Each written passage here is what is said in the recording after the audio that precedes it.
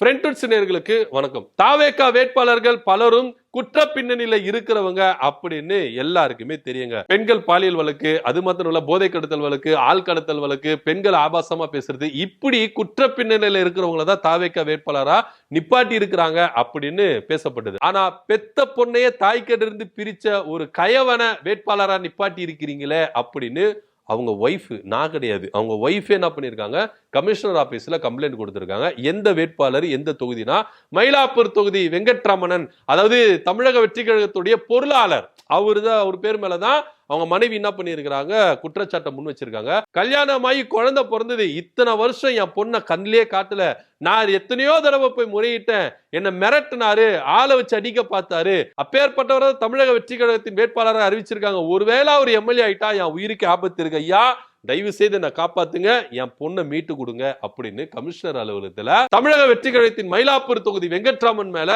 அந்த அம்மா போய் என்ன பண்ணிருக்காங்க, கம்ப்ளைண்ட் கொடுத்திருக்காங்க.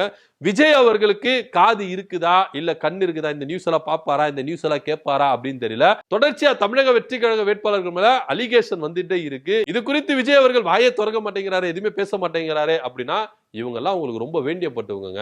அதனால விஜய் குரல் கொடுக்க மாட்டாரு. வெங்கட்ராமன் எந்த அளவுக்கு எல்லாம் விஜய்க்கு ஹெல்ப்ஃபுல்லா இருந்திருக்கிறாரு, எவ்வளவு கணக்கு வழக்கெல்லாம் பார்த்திருக்கிறாரு, அதுக்கு ஒரு நன்றி விசுவாசமா விஜய் இருக்க கூடாதா? அதனால இதெல்லாம் கண்டுக்க மாட்டாரு, அடுத்த கேஸ் வரும்போது அப்ப பாத்துக்கலாம் அப்படின்னு அவர் என்ன பண்றாரு, சர்வசாதாரணமா கடந்துட்டு போறாரு. விஜய் அவங்களோட வேட்பாளர்கள் கிட்ட இருக்கிற குறைய பாக்குறது இல்லப்பா, சோ அவரா பார்த்து சூஸ் பண்ணதான் இவ்வளவு குவாலிபிகேஷன் ஆளு அப்படின்னு சொல்லிட்டு நம்மள என்ன பண்ணணும், கடந்து போயிடணும் அப்படின்னு தான் இங்க பார்க்கப்படுது. இதை பத்தியோட கருத்து என்ன அப்படின்னு கீழே கமெண்ட் பண்ணுங்க. நன்றி, வணக்கம்.